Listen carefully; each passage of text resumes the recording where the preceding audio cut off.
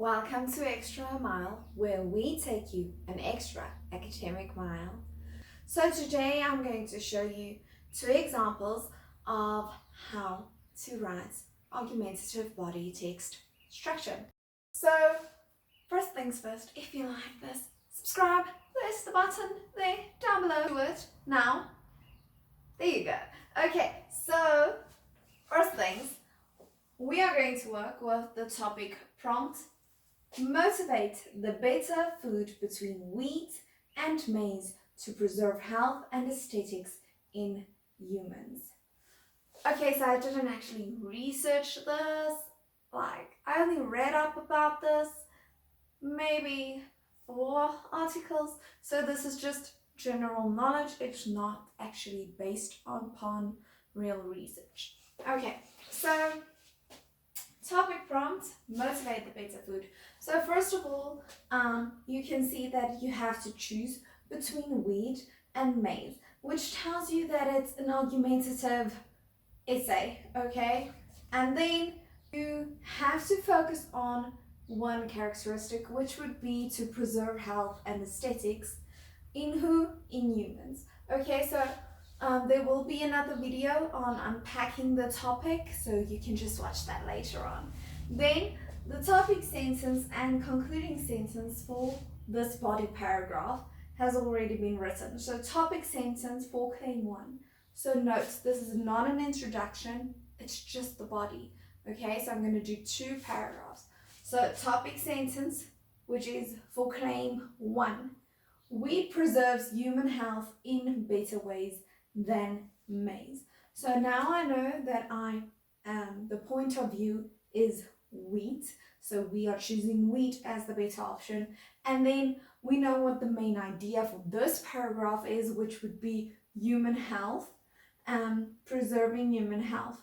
Okay, so then we also have the concluding sentence, which we will talk about later. So if you want another video on the topic sentence and concluding sentence and how to structure that, comment down below and we will work at that one soon. Okay, so the first thing about starting a supporting sentence is you have different types of supporting sentences. So you have a major supporting sentence, and you also have a minor supporting sentence. So that can also, that can also be explained in different videos. Comment down below if you want more of this. Okay, so support for claim 1. So I already started with wheat preserves human health in better ways than maize. Now I want to support that claim with, that could be with my opinion or something of general knowledge that you know, or it could be real research to prove your point. Okay, so first we always start with a discourse marker, which is a transitional device.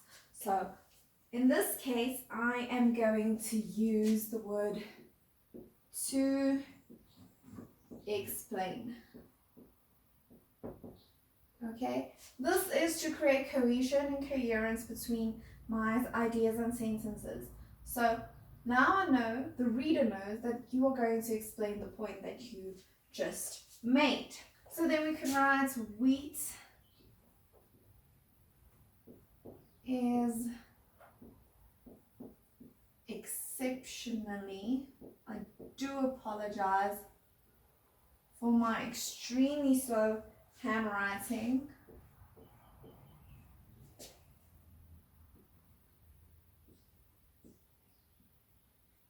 as I normally write cursive. Wheat is exceptionally good for the tummy area. Okay, so that is my first major supporting sentence to support the claim. So then it's not always that you're going to add extra information on that point. Sometimes you would, depending on your word count.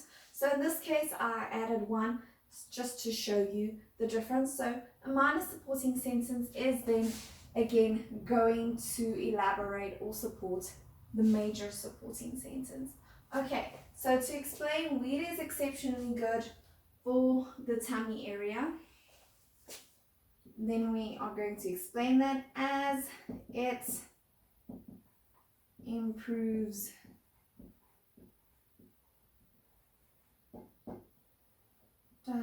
digestion.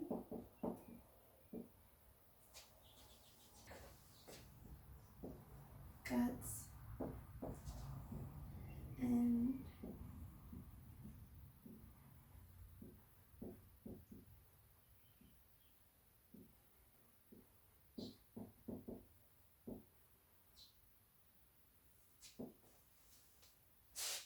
okay, so now I have a minor supporting sentence explaining the major one, and these two together is supporting claim number one. Okay, so major to explain, wheat is exceptionally good for the tummy area as it improves digestion, guts, and metabolism. Minor. But now I'm thinking, okay, I need to actually provide evidence for my content, evidence that this is actually real. So in this case, you can just add an author's name or a project that was researched or anything that you can think of that could support your sentences as real evidence. So in this case, I am just going to add according to dermatologist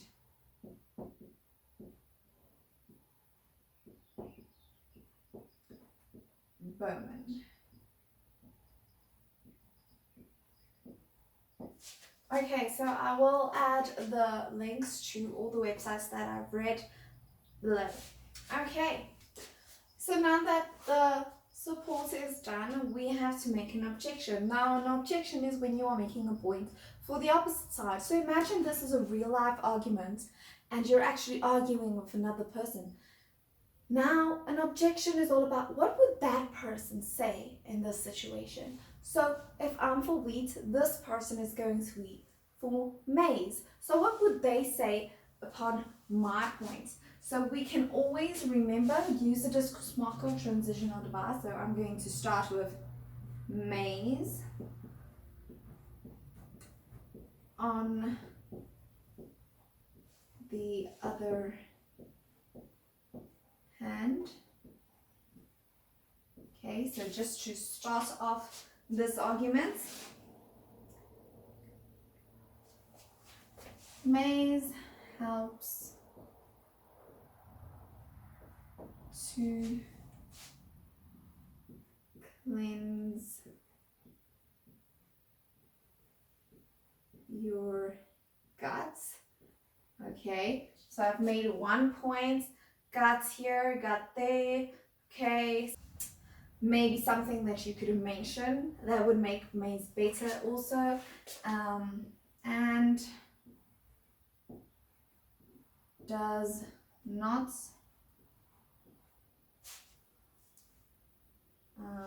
contain gluten. Now, your reader might think, okay, but what is this gluten thing? What is that all about? Why is that a bad thing or a good thing for maize? So then you can just add on which carries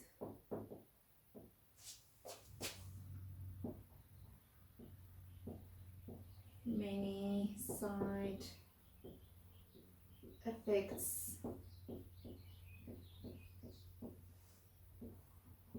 of its own. So I'm just going to draw some lines just to show you the differences. Okay, so I have my topic sentence there. Then I have my supports. And then I have my objection. And I'm writing extremely skew, never mind that. then you would go continue with a rebuttal. So that's basically saying, why is your point of view still the better one? Why does it win? Because you said a good thing on your point, and then you said a good thing about the opposite point. So why is your point then better? Why is your side winning?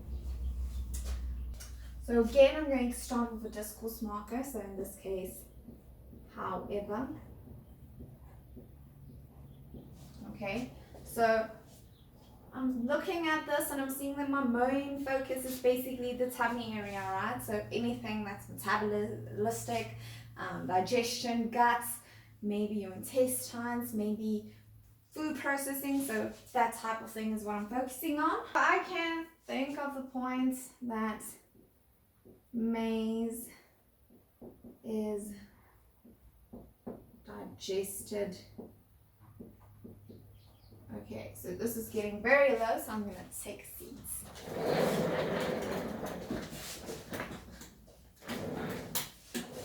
Here's digested, difficult, then contains high sugar levels, which can lead to weight gain,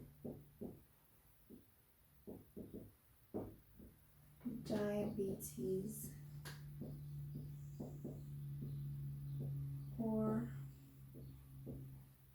cholesterol.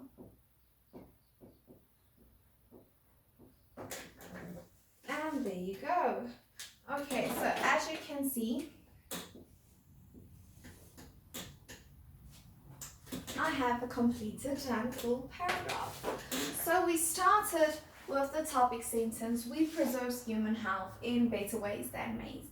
Then we continue to support that claim by saying, to explain wheat is exceptionally good for the tummy area. Then I elaborate on that as it improves digestion, gut and metabolism, according to dermatologist Bowman, putting in a little bit of evidence there. Then I object by giving a point for the opposite side, and I say maize on the other hand helps to cleanse your gut and does not contain gluten, which carries many side effects of its own, right? And then you rebut, you write a rebuttal to say, so why is yours still better? So, however, maize is digested difficultly and contains high sugar levels, which can lead to weight gain, diabetes, or cholesterol. So this was a negative point for maize. You could also give another positive point for wheat to say how it's still better than a point you made here. What you could also do in this case is you can add a minor supporting sentence, which would be an example. So you could look maybe for a real life example of somebody who actually became fat because they just ate maize. It's quite difficult to find something, but definitely try and use articles. Then we have the concluding sentence ending up our paragraph, which says this leads to show that wheat is the better health option as humans will have a more healthy digestive system as compared to maize.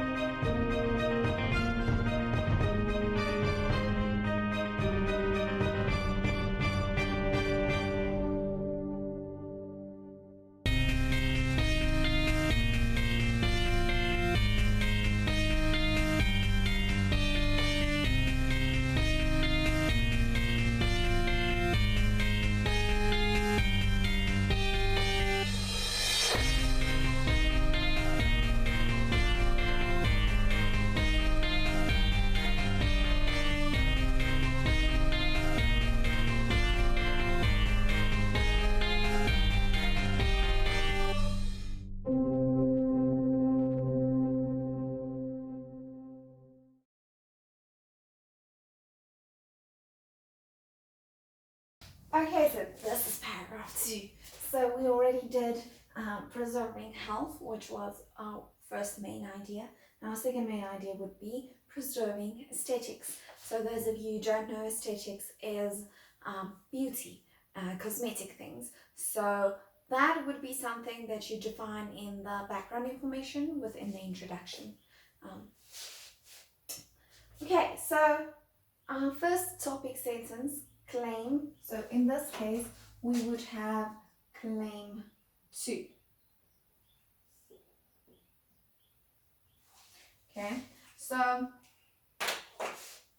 for claim 2, we have wheat keeps humans looking younger and better than maize ever could. Okay, so now we have to make a supporting point for that claim. So why do we say that wheat is better? Okay, so first I'm going to use a discourse marker. So then I would go with in fact. And in this case, I actually want to use researched evidence. So then I'm going to say Nagdev, which is a person's surname, believes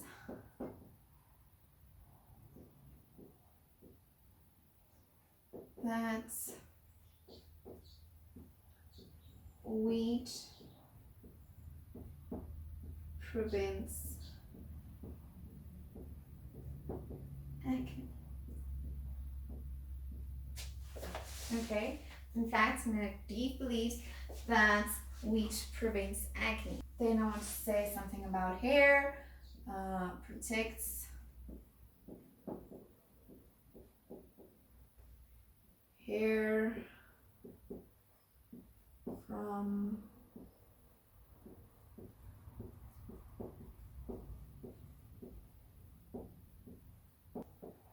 damages.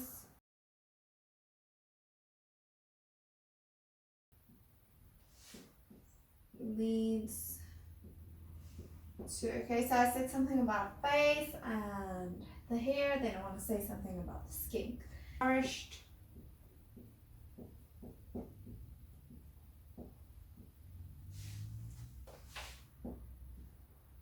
smooth,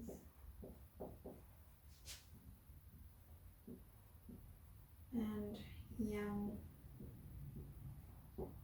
looking.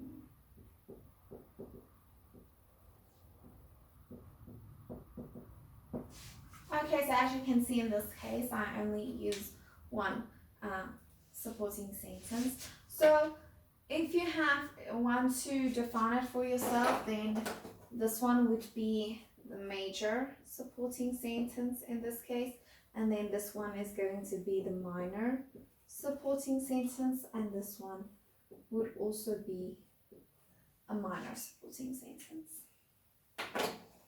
Then you can follow the outline structure. So now we want to object, we want to make a point from the opposite side.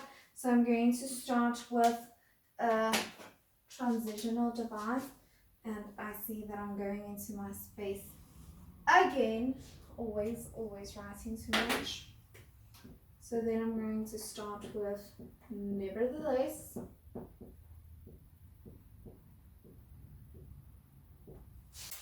Okay, so I said something about skin, hair, maize consists of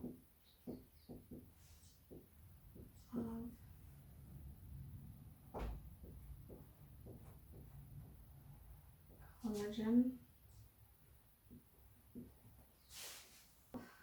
through vitamins and so if you have the word can and you have the space, you can explain how vitamins, which would be vitamin C, protects the skin through vitamins and antioxidants. Antioxidants is anything that would clean the skin, but anyway, you're not here for a skin lesson. Okay, so making a point for the opposite, the objection. Okay, so if you have to think about it, this one's good, right? Good. And this one's good. Now, which one is better? So which one is going to win. So this one is supposed to be red. So now I have to make it that way. One sec.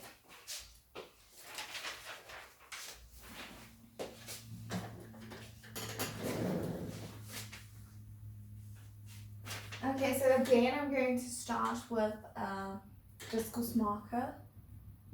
Equally important. So there definitely is such a thing as overuse of discourse markers, but for the case of this activity, I want to show you how to create cohesion and coherence as well. So I'm using one every time. When maize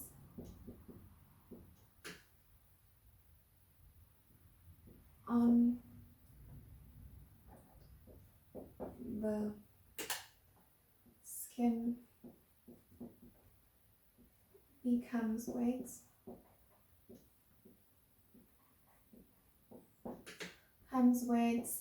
i.e., okay, this is like a fancy Latin abbreviation for the word like, so I'm just going to say like through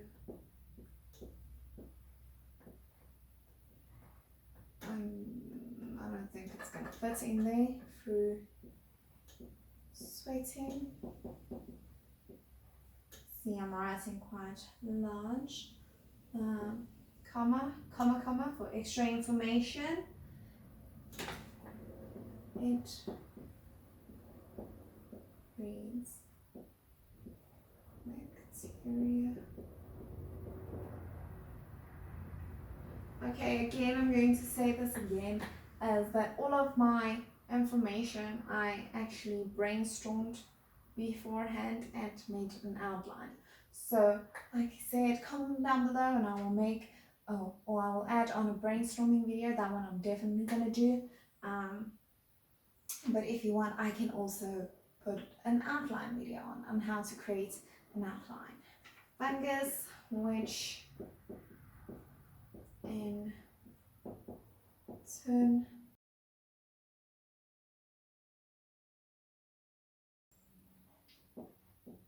break out and okay, so breakouts are pimples and those type of things, and then inflammation is red spots that you see on the skin. Okay, so equally important, when maize on the skin becomes wet, like through sweating, it breeds bacteria and fungus, which in turn causes breakouts and inflammation. So this is a point that is basically bad for this one, for maize, and it's very good for wheat because you're actually not seeing something. Okay, so like I said in paragraph 1, you can, instead of writing something bad about maize, write something better about wheat. This would also be the perfect place to add an example again. Okay, so our students have, in the topic prompt, we tell them to use evidence and examples, so they do not have a choice. So this would be evidence where you're using your research. It doesn't always have to be something that somebody said. It can always be statistics and those type of things. And then example could be where somebody actually had this bad skin disease because of using maize on their skin specific. Okay, so let's just read through it. Wheat keeps humans looking younger and better than maize ever could, which is your second claim. Then your support. In fact, NACD believes that wheat prevents acne, protects hair from environmental damages, and leads to nourished, smooth and young looking skin. Then you object, nevertheless, maize consists of collagen, which prevents aging as well as protects the skin through vitamins and antioxidants. And then you rebut the fact by saying which one is better. Equally important, when maize on the skin becomes wet, like through sweating, it breeds bacteria and fungus which in turn causes breakouts and inflammation. And then you provide an example and then your concluding sentence. Therefore, when protecting aesthetics such as young looking skin and less breakouts, wheat proves to be the better option between wheat and maize. Okay, so like I said, you can always comment down below for specific videos that you would like, and thank you for watching, and I hope that this helped you a lot in using argumentative body structure.